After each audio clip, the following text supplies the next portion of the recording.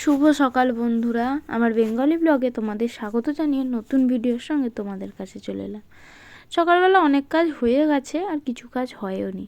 তো এখন গোটা উঠোনটা ঝাড় দিয়ে সামনের উঠোনে চলে এসেছি। এখানটা ঝাড় দিয়ে ওঁজলাটা ফেলে দেবো। তো এই ওঁজলা ফেলে বাইরের উঠোন বাইরের খামার ঝাড় দিয়ে এসে চা করতে বসেছি। তো চাটা বসিয়ে দিয়েছি। চা করা হয়ে গেলে চাটা খেয়ে আবার ঘরের কাজে লাগবো। বাইরের কাজগুলো করে একদম ঘরে আসি, ওই সমস্ত কাজ করে উঠোন ধোয়া যতটা করি এগুলো করে নিয়েই ঘরে আসি। তো দেখতে থাকো বন্ধুরা। আজকে ব্রেকফাস্টে চিড়ের পোলাও হবে বলে চিড়েটাকে ভালো করে ধুয়ে এখানে জলটা ঝরাতে দিয়েছিলাম। জল ঝরেও গেছে। একটু নুন, হলুদ আর একটু মিষ্টি দিয়ে মাখিয়ে রাখলাম।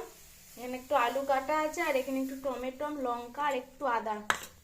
এখানে কিশমিশ ভেজানো আছে আর মা বাদামটা আগে ভেজে রেখেছে ওই একটা বাটি। বন্ধুরা, চিড়ের পোলাও করে ফেলেছি রেডি। আর রেসিপিটা তোমাদের সাথে শেয়ার করিনি, যদি কেউ দেখতে চাও তাহলে বলো, আমি পরে আবার করে দেখিয়ে দেবো। আমাদের এখানে ছিল একটা বিয়ে বাড়ি, সেখানকারই বরকনে ঠাকুরতলা এসেছে, তাই দেখাল। দুপুরে লাঞ্চ মেনুতে আছে ডাল, এটা বিউলি কলাইয়ের ডাল আর কি, বেগুন ভাজা, উচ্ছে আলু ভাজা, মাছ ভাজা, শাক চচ্চড়ি, এটা হচ্ছে আলু ভাতে আর থোড়ের ডালনা আর ভাত। টকটা মা নিয়ে গেছে, ওখানে দেখাচ্ছি। এখন চলে গেছিলাম বাজার করতে। বাজার টাজার করে নিয়ে তবে যাবো বাড়ি। সব কেনাকাটা হয়েই গেছে, বিল করা হচ্ছে আর কি।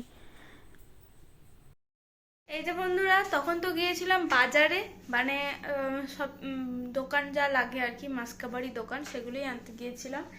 তো সেই সব কিনে ফুচকা টুচকা খেয়ে বাড়ি এসে সেসব গুছিয়ে তোমাদের সাথে আর কথা বলা হয়নি, কারণ রুটি করা হয়নি আমার। আমি তো সন্ধ্যাবেলায় করবো ভেবেছিলাম, তো রুটি ফুটি করলাম দিয়ে এখন বেজে গেছে 8:20 মতো। রাজেশ বলছে গরম গরম দিয়েই দাও। তো চলো বন্ধুরা, খাওয়া দাওয়া সেরেই নিই। যে রুটি, এখানে আছে থোড়ের ডালনা আর মিষ্টি, তো আর ডিম ভাজার কথা ছিল, আর ও বললো ডিম ভাজার দরকার নেই, এই দিয়েই আমরা খেয়ে নেবো। তো চলো বন্ধুরা, আজকের মতো টাটা। সবাই ভালো থেকো, সেফ থেকো, সুস্থ থেকো।